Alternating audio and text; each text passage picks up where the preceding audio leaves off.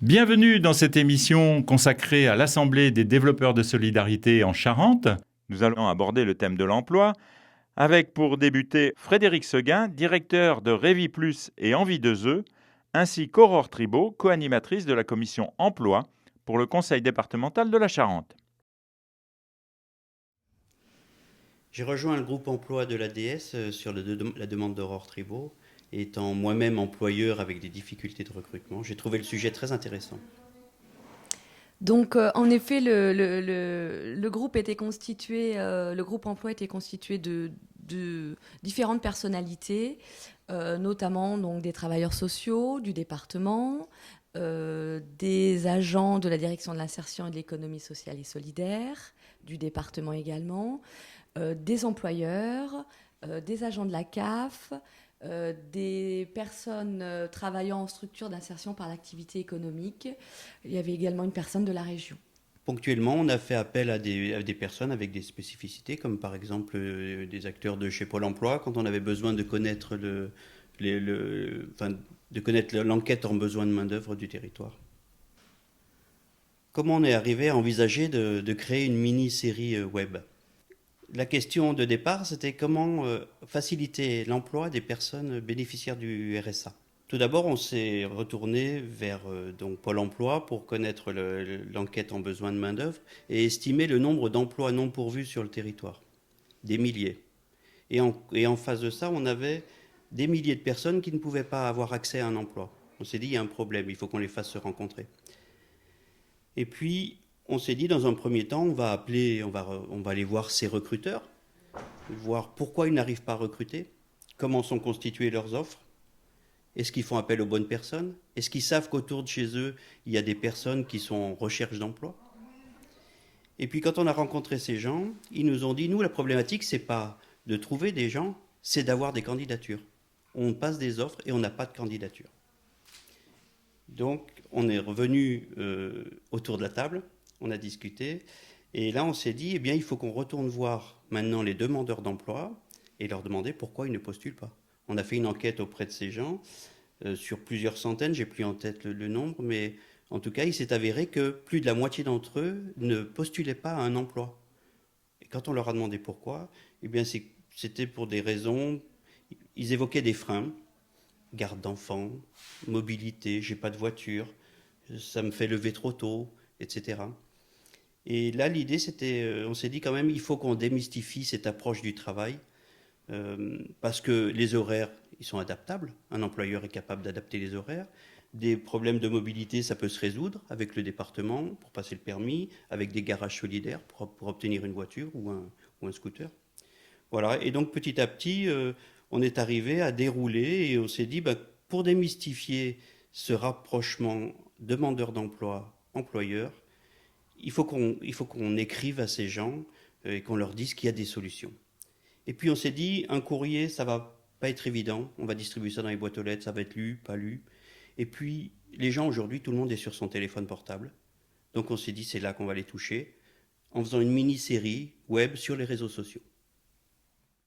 Et maintenant, Aurore Tribault, co-animatrice de la commission emploi, et Viviane Saint-Nicolas, responsable insertion pour le conseil départemental de la Charente. Dans notre groupe de travail emploi, on a voulu faire le lien entre les employeurs et les demandeurs d'emploi. On a souhaité réaliser donc une web-série. Elles sont toutes réalisées sur le même format.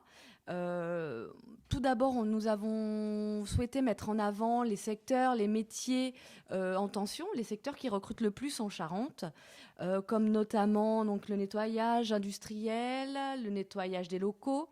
Il y avait aussi également la grande distribution, l'emballage et l'industrie, la logistique, notamment les plateformes qui travaillent avec l'agroalimentaire et les grandes surfaces.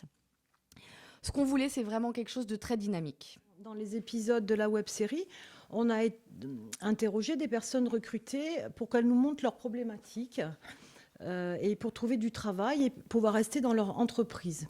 Alors, par exemple, certaines ont parlé de problèmes de mobilité. Alors, tout n'est pas évoqué dans les web-séries, mais la mobilité, ça peut aller à comment je vais faire pour aller travailler. Est-ce que j'ai une voiture, mais elle est en mauvais état, comment je peux la réparer? Comment je peux trouver des financements? J'aimerais passer mon permis, mais j'ai pas les moyens. Il faut que je remette ma voiture en état. Bon, toutes ces choses-là où peut-être que je pourrais avoir un 2 roues, mais voilà, ou peut-être louer une voiture aussi, ou un 2 roues, enfin toutes ces choses-là. On a pu évoquer aussi les problèmes de garde d'enfants, particulièrement en horaire décalé, quand on commence tôt le matin, qu'on finit tard le soir, et puis qu'est-ce que j'ai comme solution pour continuer ma vie de famille correctement. La perte de confiance en soi aussi a pu être évoquée, et puis la difficulté à retrouver des forces pour faire des démarches et aller vers l'emploi. Et puis aussi, certains ont évoqué des défauts de compétences au départ, alors qu'en fait, on ne le sait pas suffisamment, mais certaines entreprises recrutent uniquement parce qu'on a envie d'aller travailler, même si on n'a pas de qualification à la base. Et certaines entreprises peuvent aussi proposer des formations qualifiantes en cours d'emploi. Voilà. À partir de là, on a choisi à partir de ces problématiques, on a proposé des petites astuces, c'est-à-dire des pistes de solutions et avec des personnes à contacter ou des liens à aller chercher en fonction des difficultés évoquées. Donc, dans ces petites vidéos, nous, ce qu'on voulait, c'est que tout le monde puisse se retrouver. Peut-être repérer des domaines de travail où tout un chacun n'avait pas pensé aller vers, voire régler peut-être certains problèmes qu'on se disait insurmontables.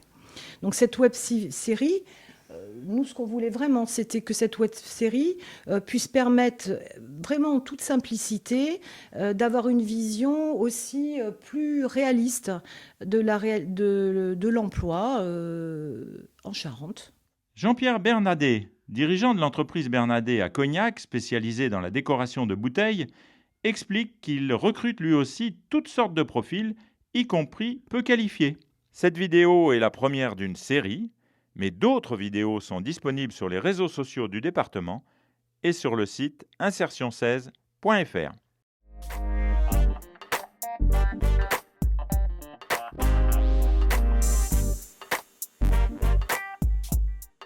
Je m'appelle Jean-Pierre Bernadet, je dirige la société Bernadet.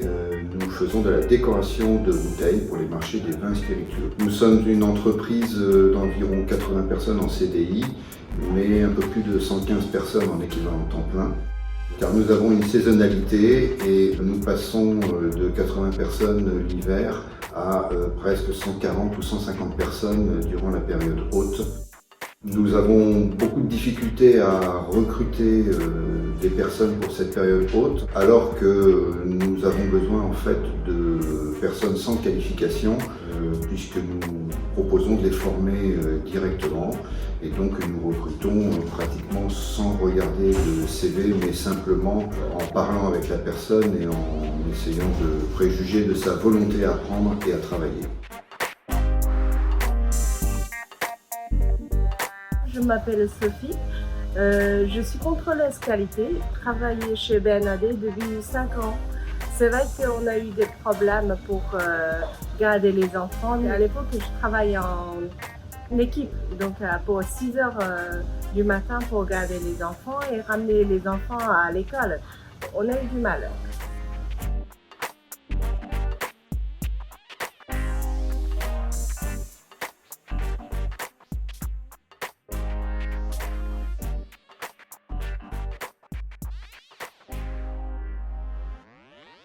Et en guise de conclusion, la parole est donnée à Madame Magali Debatte, préfète de la Charente. Alors pour moi, une assemblée des développeurs des solidarités dans un département comme la Charente, ça a trois objets, 3 utilités, si je peux dire. La première, c'est que c'est une instance partenariale. Les solidarités sont au cœur de toutes les politiques publiques qui sont portées par le gouvernement. Par contre, après, ce qui compte, c'est ce que l'on fait sur le terrain.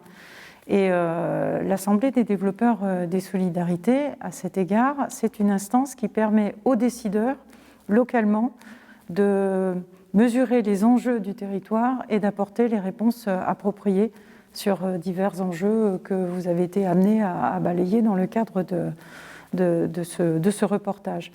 Le deuxième enjeu, je pense, de l'Assemblée des développeurs des solidarités, c'est d'avoir une sorte de méga-observatoire. C'est très important de comprendre très finement sur le territoire les mécanismes qui sont à l'œuvre en matière de pauvreté, en matière de solidarité. Et je pense qu'à cet égard, cette Assemblée est aussi ce méga-observatoire dont on peut avoir, que ce soit sur les questions de logement, comprendre les nouveaux phénomènes qui sont en œuvre en matière de grande précarité, être également en mesure d'apporter, on le voit là dans le cadre de la crise Covid, le bon soutien à nos réseaux d'aide, que ce soit des aides alimentaires ou l'IAE ou en matière d'économie sociale et solidaire. Et enfin, je pense que l'Assemblée des développeurs des solidarités, c'est aussi et enfin une instance qui prépare l'avenir, c'est-à-dire qu'au regard de ces enjeux qui sont bien mesurés et des actions qui sont décidées en partenariat par les acteurs locaux, ça nous permet de préparer l'avenir, ça nous permet de mieux, si j'ose dire, de créer les conditions pour pouvoir encaisser quand c'est difficile et également rebondir parce qu'à un moment, les conditions seront là pour que l'on puisse reprendre une vie, entre guillemets, normale. L'ADS, c'est le moyen de rencontrer des gens différents de ceux avec qui je travaille habituellement. L'ADS, pour moi, c'est d'être tous mobilisés pour les personnes qui en ont le plus besoin. L'ADS, c'est ce qu'on en fait. C'est un lieu d'échange, surtout entre institutions et établissements privés. Pour moi, des acteurs de terrain solidaires qui concrétisent leurs réflexions avec des actions très concrètes. Pour moi, c'est un collectif de personnes très motivées autour d'un sujet commun très important. L'ADS, pour moi, c'est mettre en œuvre des projets innovants. Moi qui suis travailleur social de formation et de base et de cœur, l'ADS pour moi c'est apprendre à phosphorer ensemble avec des personnes d'univers tout à fait différents, avec le même objectif, c'est d'aider des personnes à retrouver du travail. Je dirais que l'ADS c'est d'abord un lieu d'échange et un lieu d'échange et de concertation. Et puis d'échanges peut-être entre des personnes qui ne se rencontreraient pas forcément dans d'autres circonstances, qui n'ont pas l'occasion de se rencontrer dans d'autres circonstances.